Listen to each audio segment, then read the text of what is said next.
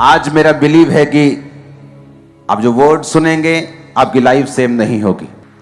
तो आज से एक टीचिंग की शुरुआत मैं आपके लिए कर रहा हूं। ये टीचिंग मोस्टली मैं बाइबल कॉलेज में अपने देता हूं, लेकिन वहां पे बहुत डिटेल में होती है। तो थर्सडे मैं वो ही देने की कोशिश करूंगा, लेकिन चाहे हम उतनी डिटेल में ना जा सकें, लेकिन वो इतना होगा कि आपकी लाइफ जरूर बदल जाए।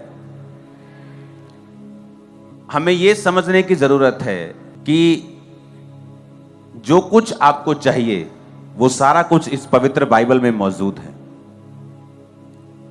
आपको स्पिरिचुअल तरक्की चाहिए, आपको फिजिकल हीलिंग चाहिए, आपको फाइनेंशियल बरकत चाहिए, आपको फैमिली की ब्लेसिंग चाहिए,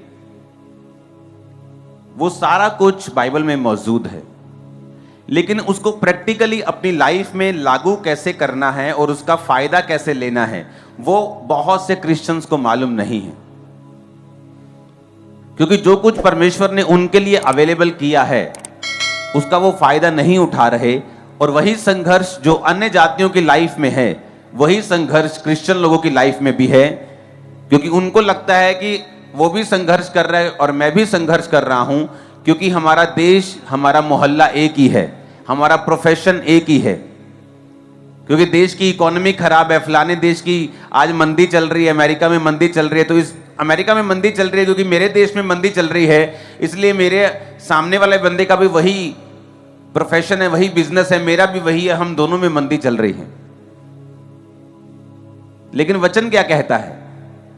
अगर आप बाइबल को ध्यान से पढ़े तो वचन कहता है कि जब अब्राहम के समय में मंदी पड़ी, इसहाक के समय में मंदी पड़ी, तो वचन कहता है अब्राहम और इसहाक 100 गुना फलों को लेके आए, वहां की सरकारों से भी अधिक वो अमीर हो गए और ब्लेस्ड हो गए, और उन फैमिन का, अकाल का और मंदी का उनके जीवन और उनके परिवार के ऊपर 1% भी फर्क नहीं था।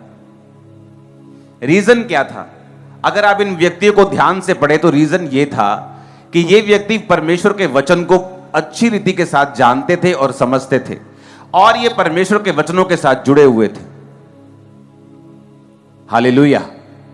जब आप वचन के साथ ज्यादा समय बिताने लगते हैं तो परमेश्वर देखता है कि ये मेरे लिखे हुए वचनों के साथ बहुत समय बिता रहा है। तो आप नोटिस करेंगे जो लोग बाइबल ज्यादा पढ़ते हैं उनको दर्शन भी ज्यादा आने शुरू होते हैं, सपने उनके चेंज होने शुरू जब आप बाइबल पढ़ने लगते हैं। क्योंकि लिखित वचन को पढ़ने से आपका जो आत्मिक एटमॉस्फेयर है आपकी लाइफ का, वो चेंज होना शुरू हो जाता है। आप अपनी सोल को फीड करना शुरू कर देते हैं। कई बार जब कुछ दिनों तक आप खाते नहीं, आपकी बॉडी में एक बेचैनी फील होती है, आपको कमजोरी फील होती है, क्योंकि आपने बहुत दिनों से खाया नहीं, या आपने मिस कर दिया, आप बिजी हो गए। और उसी तरह से आत्मा की जो सोल है, जो आपकी स्पिरिट है, उसका खाना बाइबल है। कई बार आप बिजी हो गए और आपने बाइबल पढ़नी बंद कर दी, आप देखेंगे कि आपकी आत्मा में, सोल में एक अजीब सी बेचैनी होती है। जब आपकी जो सोल है, आपकी स्पिरिट है, उसका खाना वचन है, प्रेयर नहीं है, फास्टिंग नहीं है, वचन उसका खाना है। जब आप वचन को नहीं खाते, उसको फीड नहीं करते, एक अजीब सी बेचैनी आपकी लाइफ में रहती है। दूसरा, आप प्रभु से डिस्कनेक्टेड रहते हैं। जब आप बाइबल को नहीं पढ़ते हैं तो होता क्या है कि जो अगुवाई परमेश्वर ने आपको देनी होती है, और एक संतुष्टि जो शरीर की होती है, जैसे जब आप अच्छी तरह से डाइट को फॉलो करते हैं, आपका शरीर जब हेल्थी फील करता है, आपको अंदर से एक संतुष्टि फील होती है कि आज मैं बहुत हेल्थी फील कर रहा हूं। उसी तरह से आपकी स्पिरिट जब हेल्थी फील करती है और संतुष्ट और कंटेंट फील करती है, फिर वो एक्यूरेट पोजीशन में होती है कि वो परमेश्वर की बात को सुन सके।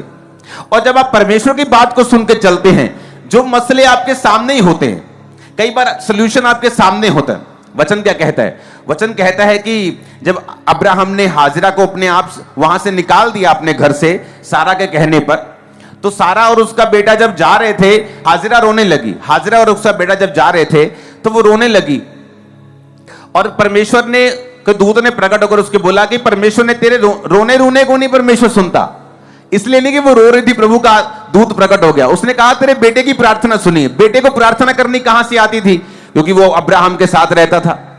आप नोटिस करेंगे एक व्यक्ति जो इतना अच्छे कैरेक्टर का या इतना अच्छा व्यक्ति नहीं है, लेकिन जब वो धर्मी लोगों के साथ रहना शुरू होता है, उस पर भी मसा आ जाता है, चाहे वो इतना कैरेक्टर का अच्छा नहीं है। मसा फिर भी उसकी लाइफ में एंटर करना शुरू करता है। बाइबल कहती है शाऊल जब अभिषेक होकर शमूएल से वापस जा रहा था तो वचन कहता है कि जब नबियों का दल उससे मिला तो शाऊल भी नबूवत करने लगा। तो कहावत चली कि शाऊल भी नबियों में से है, नबियों का है। तो इसका मतलब जो संगति होती है वो आपके ऊपर इफेक्ट करती है। तो वचन कहता है कि जब उसका बेटा प्रार्थना करने लगा, क्योंकि उसने अब्राहम के साथ रह के सीखा हुआ था, तो प्रार्थना परमेश्वर ने सुनी और परमेश्वर ने आकर उसकी मां के दूध को भेजा और उसकी मां की आंखों को खोला। कौन सी आंखों को? लिखा उसकी आंखों को खोला, क्योंकि रोटी और पानी खत्म हो गए थे, कि परमेश्वर ने उसकी आंखों को खोला और उसको एक कुआं दिखा। वो कुआं तो पहले भी वहां मौजूद था, ऐसा तो नहीं था कि कुआं तब परमेश्वर ने नया पैदा कर दिया। सोल्यूशन वहीं पे था, जिंदगी वहीं पे थी, लेकिन वो उस जिंदगी तक वो पहुंच नहीं पा रही थी। उसका रीजन ये था कि उसकी आंखें बंद थी। आंखें बंद होने का कारण यह था कि परमेश्वर को पुकारा नहीं गया था। और उसके बेटे ने जब प्रभु को पुकारा, जब परमेश्वर को अपनी लाइफ में इनवाइट किया, कैसे इनवाइट करते हैं आप? प्रार्थना से। कैसे इनवाइट करते हैं? वचन के साथ जुड़ के। और लिखा जब उसकी आंखें खुली तो वो पानी वहीं पे था। होता क्या है, जब आप बाइबल पढ़ते हैं आपकी स्पिरिचुअल आईज ओपन हो जाती, तब वो सोल्यूशन आपके सामने ही होता है, आपके आसपास ही होता है, लेकिन आपको कभी दिखता नहीं। आप सफर करते रहते हैं, खिंचते रहते हैं, आप दुखी हो जाते हैं, क्योंकि वो सोल्यूशन आपको दिख नहीं रहा, क्योंकि आपने अपनी जिंदगी में परमेश्वर को इनवाइट नहीं किया हुआ, आप बाइबल के साथ नहीं जुड़े हुए, आपने प्रार्थना को अपनी जिंदगी में महत्व नहीं दिया हुआ। कितने मेरी बातों को समझ रहे हैं? कई बार आपके हस्बैंड को बदलने के लिए आपकी एक ही बात चाहिए होती है, एक ही बात ऐसी आपके मुंह से निकलेगी, वो प्रभावित हो जाएगा और धीरे धीरे बदल जाएगा। लेकिन वो बात तब तक परमेश्वर आपके मुंह से नहीं निकालता जब तक आप पूरी तरह से अपनी लाइफ को परमेश्वर के सामने समर्पित नहीं करते। फिर आप हैरान होते हैं कि मैंने जैसे प्रार्थना करनी शुरू की और बाइबल पढ़नी शुरू की, कैसे परमेश्वर ने मेरे शब्दों को बदल दिया। और मैंने अपने पति से बात की, मैंने अपने भाई से बात की, ये मसीह में नहीं था, लेकिन इसका दिमाग चेंज होना शुरू हो गया। क्यों? क्योंकि उन शब्दों के ऊपर परमेश्वर ने अपना अधिकार कर लिया। आपके दिमाग पर परमेश्वर ने अपना अधिकार कर लिया। क्यों? क्योंकि आपने उसे मौका दिया, आपने अपने सोल को खाना दिया, वचन दिया, वचन को पढ़ना शुरू किया, पापों से तौबा की, प्रार्थना करनी शुरू की। परमेश्वर ने आपके माहौल को चेंज किया और परमेश्वर ने वो बदलाव किया जो आपकी लाइफ में चाहिए था। कितने मेरी बातों को समझ रहे हैं? तो आज मैं आपको आपकी ग्राउंड बना दूंगा। और आपने नोटिस किया होगा कि डिलीवरेंस वीक्स जो पिछले साल हुए थे, अब तक उनकी टेस्टिमनीज को हम पाते हैं कि मेरे घर में 20 साल से शराब था, मेरे घर में 15 साल से शराब था, मैं डिलीवरेंस वीक्स के दौरान आया था और मेरी लाइफ चेंज हो गई। मैं आपको बता रहा हूं, अब वही थर्सडे आ चुके हैं, आपकी लाइफ कभी सेम नहीं रहने, कभी इन जीसस ने, मैं आपको बता रहा हूं। तो आज हम स्टार्ट करेंगे पहला राजा 17 बाब उसकी 1 आयत से। उसमें लिखा हुआ है, तिशबी एलिया जो गिलाद के परदेशियों में से था, उसने अहाब से कहा, इज़राइल का परमेश्वर यहोवा जिसके सम्मुख मैं उपस्थित रहता हूं, उसके जीवन की शपथ, इन वर्षों में मेरे कहे बिना ना तो मेह बरसेगा ना औस पड़ेगी। तब यहोवा का वचन ये उसके पास पहुंचा, यहां से चलकर पूर्व की ओर जा और करीत नामक नाले में जो यरदन के पूर्व में है छुप जा, उसी नाले का तू पानी पिया कर, और मैंने कौओं को आज्ञा दी है कि वो तुझे खिलाएं। यहोवा का यह वचन पाकर वह यरदन के पूर्व में करीत नामक नाले में जाकर छिपा रहा, और सवेरे और सांझ को कौवे उसके पास रोटी और मांस लाया करते थे, और वो नाले का पानी पिया करता था। यहां पर पहली आयत मैं फिर से आपके लिए पढ़ूंगा। उसमें लिखा है तिशबी एलिया। तिशबी यानी उसके बैकग्राउंड का, जैसे तिशबी लोग, पहाड़ी लोग, हम बोलते हैं इजरायली लोग, हां ऐसे नाम था उस तिशबी एलिया कि नेपाली लोग ऐसे। तो तिशबी एक एरिया का नाम था कि तिशबी एलिया जो गिलाद के प्रदेशियों में से था, उसने अहाब से कहा। सीधी एंट्री होती है एलिया अहाब, यानी एक प्रभु का दास, दूसरा उस देश का राजा, इजराइल का राजा और परमेश्वर का नबी। इधर प्रभु का नबी खड़ा है, इधर इजराइल का राजा खड़ा है। पहला राजा 17 से पहले एलिया का जिक्र कहीं नहीं आता। जिसमें बाइबल कॉलेज में पढ़ाता हूं कि हम ऐसे जनों को पढ़ेंगे बाइबल में जिनसे परमेश्वर ने डायरेक्ट बात की है, बोलकर, कि ऐसे ऐसे कौन कौन से जन हैं जिनसे परमेश्वर ने डायरेक्ट बोलकर बात की है। तो बात तो परमेश्वर ने कैन से भी की है, जिसने अपने भाई को मार दिया था। लेकिन हम उन लोगों को पढ़ेंगे जिन लोगों से परमेश्वर ने बात की है और उन्हें एक डिवाइन असाइनमेंट, एक होमवर्क, एक काम, एक बुलाहट दी है। फिर उन लोगों से परमेश्वर ने बात क्यों की है, क्या खासियत थी उन लोगों में? क्या वो आसमान से चुने हुए लोग थे? क्या पहले से चुने हुए लोग थे? क्या पहले से ही ऐसे चुना गया था जब वो पैदा हुए कि इनसे मैं बात करूंगा? क्या ऐसा था या कोई और कारण था? अगर हम मरियम को पढ़ें जिससे परमेश्वर ने डायरेक्ट बात की थी, तो बाइबल कॉलेज में तो उसे डिटेल में पढ़ाया जाता है क्योंकि वहां घंटों होते हैं, लेकिन आपको मैं पढ़ाऊंगा लेकिन कुछ कुछ हिस्सा, लेकिन आपको समझ सारा आ जाएगा। तो बाइबल में लिखा है जब मरियम से परमेश्वर ने बात की तो मरियम ने एक बात बाइबल में लिखी है। उसने कहा परमेश्वर ने जब उसको गर्भ धारण हो गया, जब उसने बात सुन ली, दूत की और एक्सेप्ट कर लिया कि मैं यीशु मसीह को पैदा करूंगी, कुंवारी रहकर भी उसको डर नहीं था कि उसका पति जो होने वाला है, उसकी सगाई हो चुकी थी, वो क्या कहेगा, समाज क्या कहेगा। तो बाइबल कहती है, उसने बाइबल में लिखा है कि परमेश्वर ने मेरी दीनता के ऊपर दृष्टि की है। तो मरियम ने उन वचनों में बताया है कि उसकी लाइफ में ऐसा क्या था कि परमेश्वर ने उसको चुना धरती ऊपर कि उसके द्वारा प्रभु यीशु मसीह का जन्म हो। पहली बात थी कि वो कुंवारी, असली कुंवारी थी, नाम की कुंवारी नहीं थी। उसने बाइबल कहती कभी भी किसी पुरुष के साथ कोई संबंध नहीं बनाया था। सेकंड, वो दीन थी। लिखा परमेश्वर ने, उसने लिखा कि परमेश्वर ने मेरी दीनता के ऊपर दृष्टि की है। तो जब भी बाइबल में हम किसी के ऊपर परमेश्वर की ग्रेस को देखते हैं तो ये सिर्फ एक तरफा मामला नहीं होता, सिर्फ एक तरफा नहीं होता कि परमेश्वर ने उसको चुन लिया है।